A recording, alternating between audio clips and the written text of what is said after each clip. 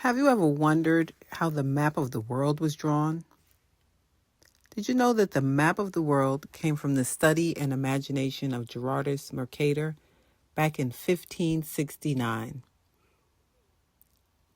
almost 500 years ago? It wasn't until the 1970s that scholars finally were able to understand and admit that although it was marvelous, the Mercator projections had a lot of inaccuracies. One of the biggest inaccuracies was the size of Africa.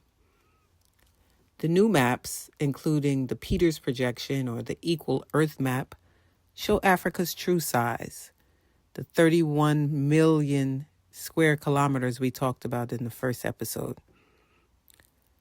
You can actually fit the United States, China, India, Japan, and most of Europe inside Africa.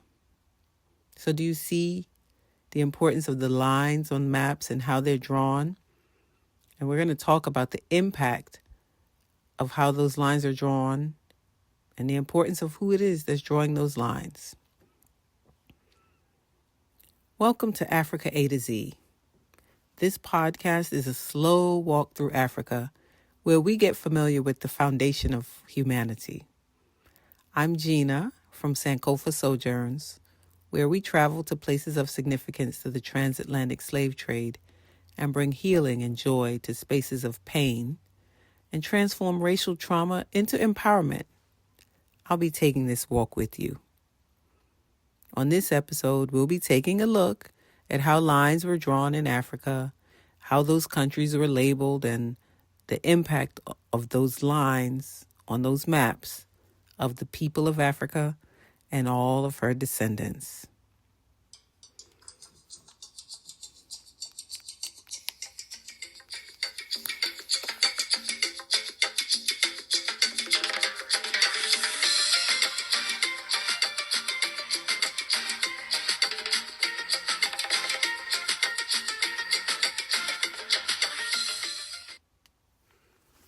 Welcome to Africa A to Z, brought to you by Sankofa Sojourns. And once again, I'm Gina, and we'll be taking our walk through Africa and looking at how the lines were drawn. But before we get started, I wanted to thank you all for the feedback. I'm part of a women's collective called Be the Tree, Rites of Passage for Women. And in Be the Tree, we consider feedback nourishment. So thank you for the nourishment. And I pray that we bear fruit together. Now, I'm sipping on my last good nerve tea from Calabash Tea and Tonic because today's topic could get under your skin. It could get on your nerves. So grab yourself something steadying and grounding. This is your trigger warning. So take care of yourself as you're listening. And some of you have told me that you even write notes.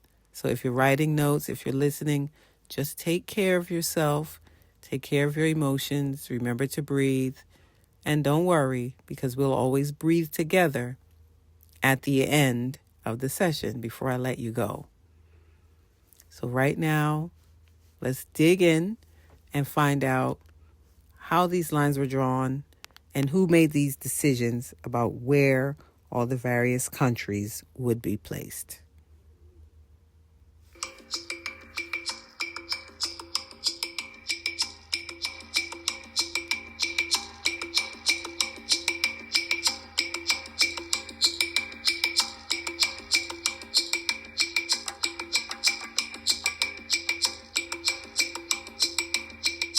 Now, historically, people in positions of power make up boundaries and decide where and how the rest of us are going to live.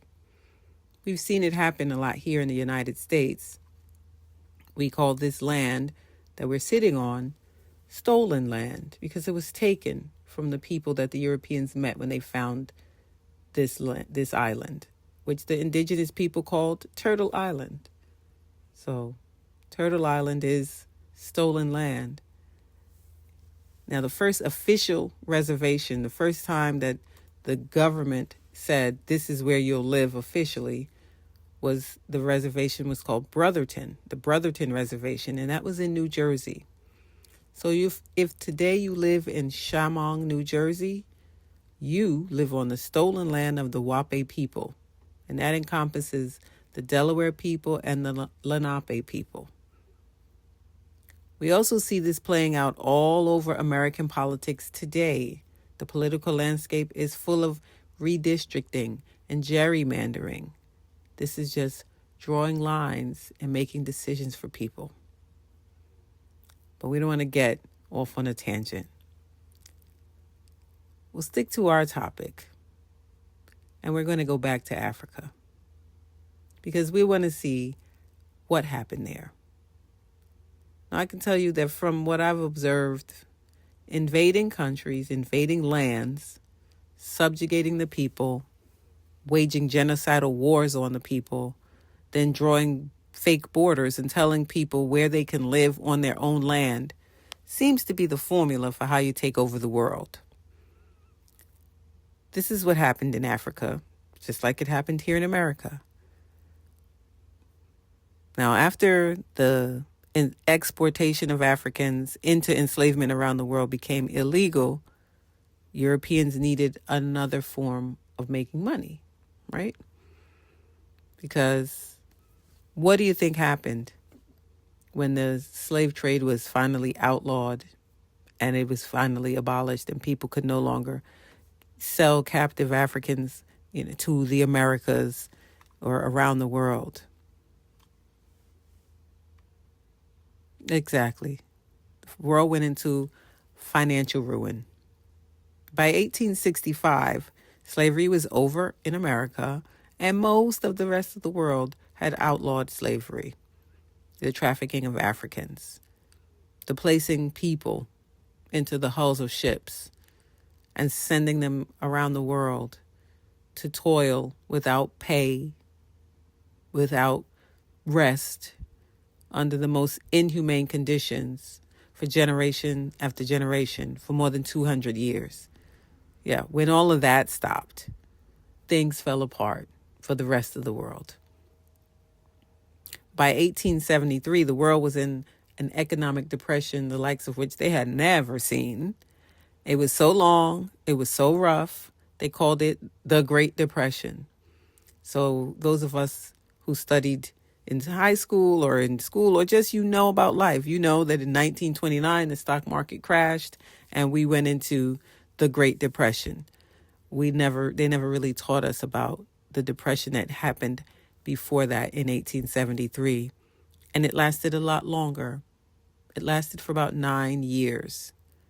Now, during that time, when the world economy was no longer fueled by free labor, by the labor of enslaved Africans and now African Americans, the world economy crashed.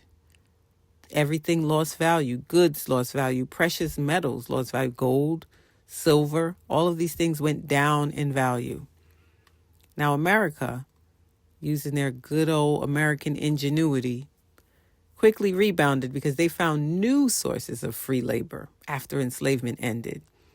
So you can think of a couple. Sharecropping, where you had people working basically just to stay on the land that they many times were enslaved on. They also had what they called convict leasing, where private businesses would rent out people who were incarcerated to work on their land. And of course, those people didn't get paid. And this was all sort of a little crony network where the money kind of stayed circulating through the same people's hands that used to own the people. So America figured out other ways to make money. Europe decided to explore the heart of Africa to exploit once again her vast natural resources, her minerals, and of course, her people. Now, I want you to remember that Europe is one big family, and they don't always play nicely together. Many of the members of the royal families that you hear about in different countries in Europe are related to each other. And some of them all have the same great grandmothers. There's a lot of cousins in these royal families. So there were family feuds going on for generations, and sibling rivalry was also in full effect. So Europe was fighting, but not in their general warlike fighting, but just tussling over Africa. And it was called the Scramble for Africa, where European countries were all trying to get there first, trying to claim as much as they could first. They were chomping at the bit to get into Africa and get some of those resources and exploit them. And I don't know if you played this game as a child, but when we were kids, when you were playing outside, you would see a nice car go by and you would claim that car for yours, even though, of course, you had no claim to that car. You would see them driving by and you would point at it and say, "That's my car." Well, that's what Europe was going into Africa doing, basically landing, seeing something that they really wanted and saying, "That's mine." And so there was a lot of this going on, and rulers were tearing Africa apart in this scramble for Africa, and they were about to tear each other apart over who got where first and who could take what. And the thing that they wanted the most was the Congo River Basin. The Congo River Basin. So think about today's history and what you hear what you think of when you hear the name Congo, the word Congo.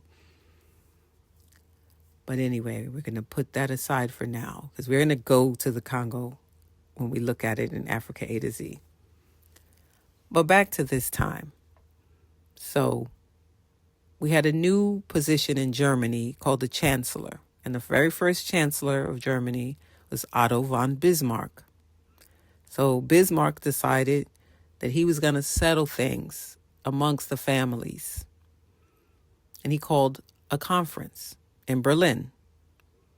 And they called it the Berlin Conference. And the point of this conference was to decide where to draw the lines and how to divide up Africa, who would get what. So 14 nations attended the conference in Berlin.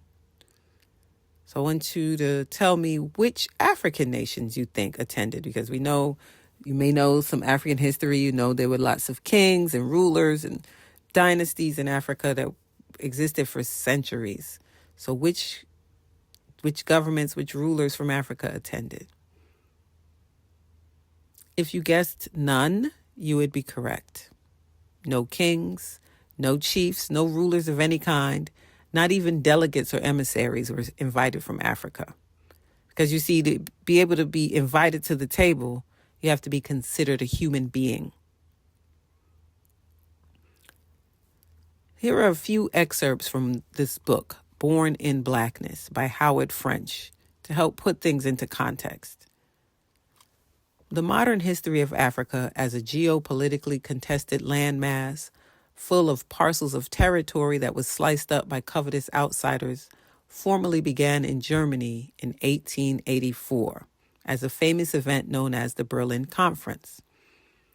As they seized control over the continent, Europeans took almost no account of African history, the legacy of indigenous empires, or pre-existing African states.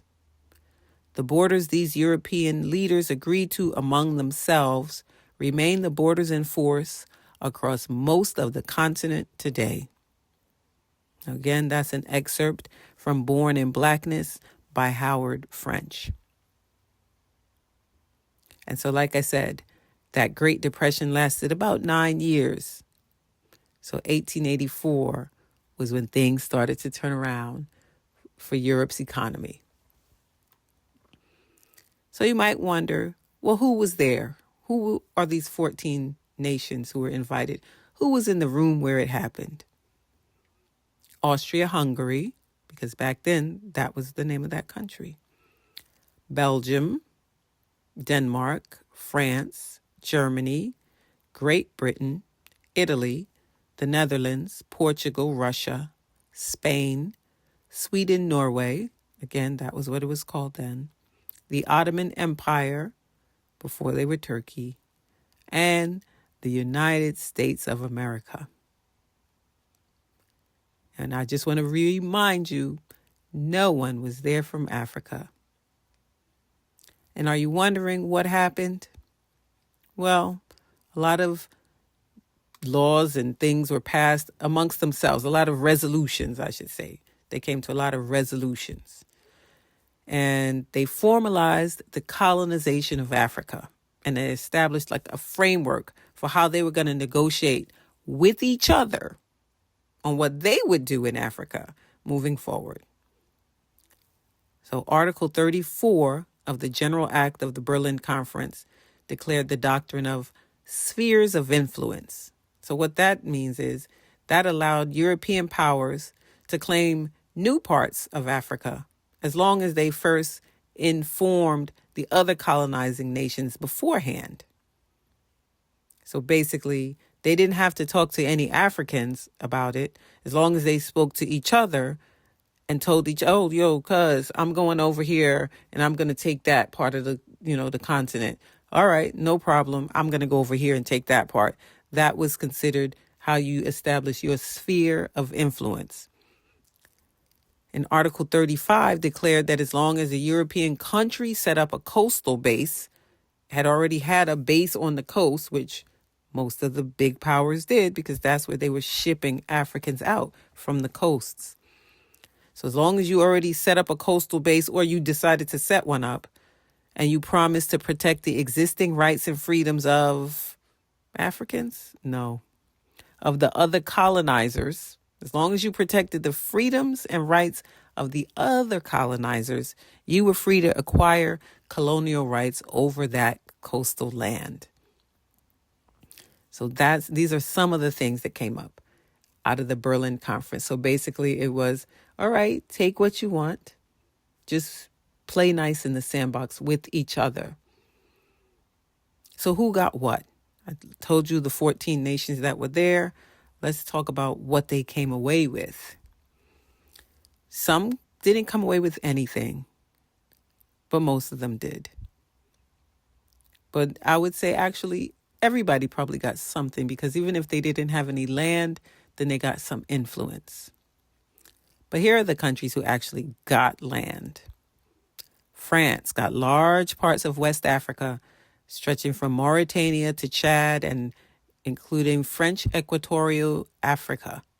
So that would now be called Gabon and the Republic of Congo. Germany got Namibia and Tanzania, parts of Cameroon and Togo. And Germany named Namibia German Southwest Africa and Tanzania German East Africa. I guess they just decided not to go with German West Africa. Who knows? Great Britain. They don't call her great for nothing. She got Egypt, the Sudan, Uganda, Kenya, South Africa, Zambia, Rhodesia, which we now call Zimbabwe, Botswana, Ghana, and Nigeria. Some of the most populous countries on the continent. Italy got Somalia, and they renamed it Italian Somaliland. They were given parts of Ethiopia, but Ethiopia fought them back, and they fought off their invaders. So Ethiopia was occupied for a long time by Italy, but it was never successfully colonized by Italy. And Ethiopia is proud of their legacy of freedom from colonization.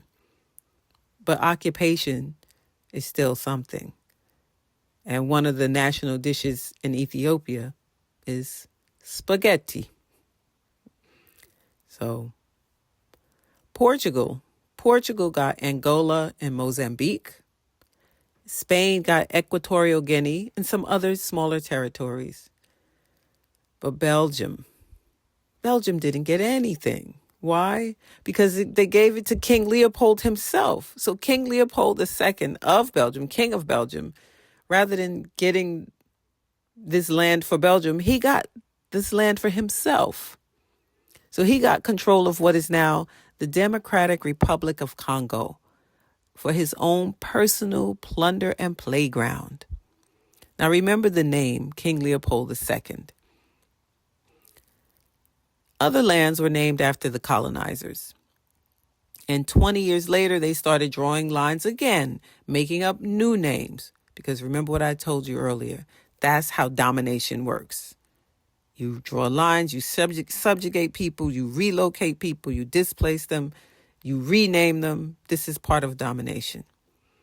So this was 1884. This conference happened. It wrapped itself up about 1885 when they finally came to all their agreements. But that didn't stop everything. That did not stop the scramble for Africa. Libya was conquered by Italy in 1911. Morocco was divided up between Spain and France in 1912. The Berlin Conference just opened the door for the scramble for Africa to just get worse. Now, Liberia was not touched in the Berlin Conference. Why not? Because Liberia was under America, because it was land that America took over in 1822 and decided to send back some formerly enslaved Africans. So they sent, you want to go back to Africa? We want you to go back to Africa, and we're even going to give you some place to go. So this country, Liberia, was formed for that purpose. And so in the scramble for Africa, it was hands off Liberia, because America's got her hand on that already. Now, at the start of the conference, Europe controlled about 15% of Africa. Some say maybe 20, some say 10. So I'll settle on 15. By 1900, they controlled about 90% of Africa. 90% in less than 20 years. That's what you call domination. And that Congo River Basin that started it all, that everybody was fighting over, that they decided, let's keep that neutral territory. So that was not held by any one country. That was held by all of them together as investors. So it wasn't even a government that controlled it. It was just people with money that controlled that, European investors. And who do you think they entrusted that investment with? Who was the one that was responsible for that area and that money? Yep, King Leopold II. I'm going to take a sip of my tea.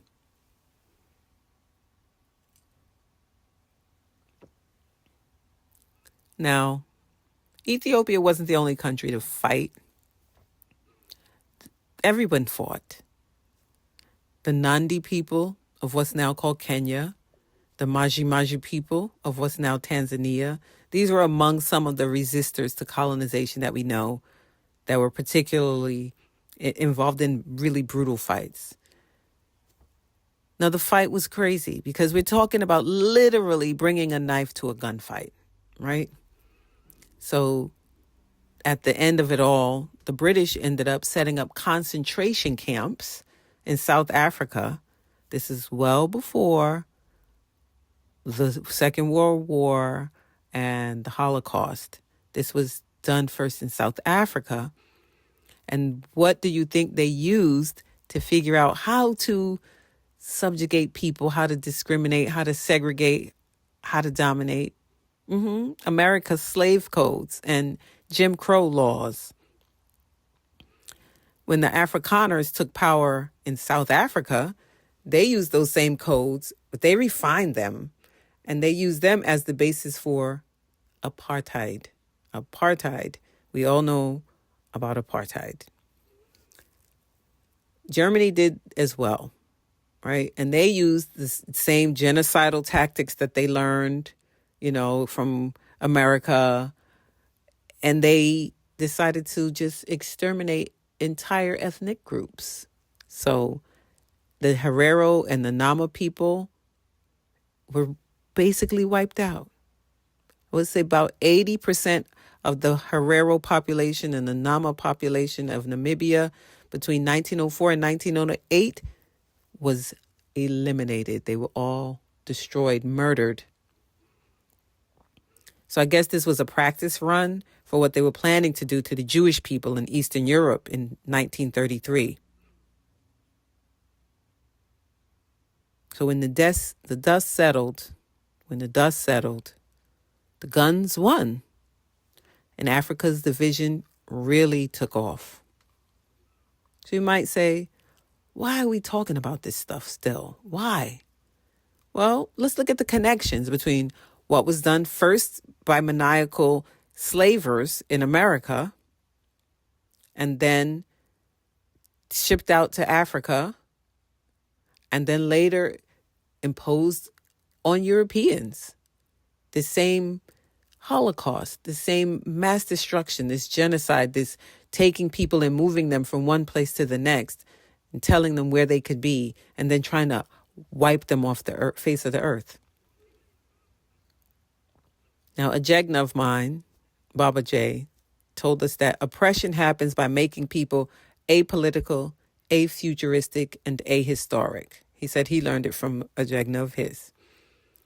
So that's why we talk about it, because we don't want to become ahistoric, because then we'll be apolitical, and the next thing we'll become is afuturistic. So let's learn our history together. We have to know the past. We got to know the human story, because when we know our story, we do know our power. So I'm going to read you a poem. It's a poem by Listervelt Middleton. It's called The Origin of Things. So just relax, sip your tea, and listen. Look around you, black child. Your creation is everywhere. Though painted, distorted, given new names, they bear your prints just the same. So sharpen your eyes, tune your ear, so you'll know what you see, understand what you hear. You were the first to read, the first to write. Humanity sprang from your black seed. For 110,000 years you were here alone, and then the Caucasian man was born. Behind the ice, inside the cold, a chill set in this new man's soul. Other minds have been credited with the things they learned from you. Newton, Pythagoras, Kepler, and Galileo too. Sharpen your eyes, tune your ear, so you'll know what you see, understand what you hear. You made the serpent the symbol of the healing arts. In African justice was Goddess Ma'at, who weighed herself against the African soul. Truth and justice, blindfold. The George Washington Monument is yours too, a copy of the African Tekenu, the symbol of the black world's power of creation, the black man's penis in divine procreation. The king of southern Egypt wore the white crown. Keep listening and you'll catch your mouth when you learn that the central government in Egypt was known as the White House. Sharpen your eyes, tune your ear, so you'll know what you see, understand what you hear. Your god Osiris was restored to life long before Buddha, long before Christ. And today what you call the Madonna and Child is but the first black family worshipped along the Nile. And when you feel the Spirit, the Holy Ghost, you should know it started at Abydos, where God Osiris's body was laid, the holy land where Africans prayed. Minute by minute, hour by hour, as you lose your history, you lose your power.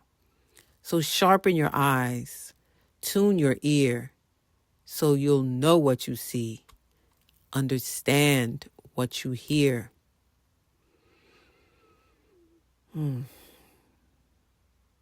That was Listervelt Middleton's The Origin of Things. So we're going to wrap this up because you've done a lot of heavy lifting. So we're going to breathe together. But before we do, I invite you to review this podcast, rate this podcast, download it, and share it so that we can spread the word, so that we can build community. Okay? So again, good job. Good job if you made it through to the end of this podcast, because it wasn't light and it wasn't breezy. So I want you to just think of this as you move on with your day, and until we meet again, I invite you to reflect on this question. What is the impact of knowing our collective power. So let's take a breath. Breathe in through your nose. Breathe out through your nose. Once again, breathe in through your nose. And breathe out through your nose.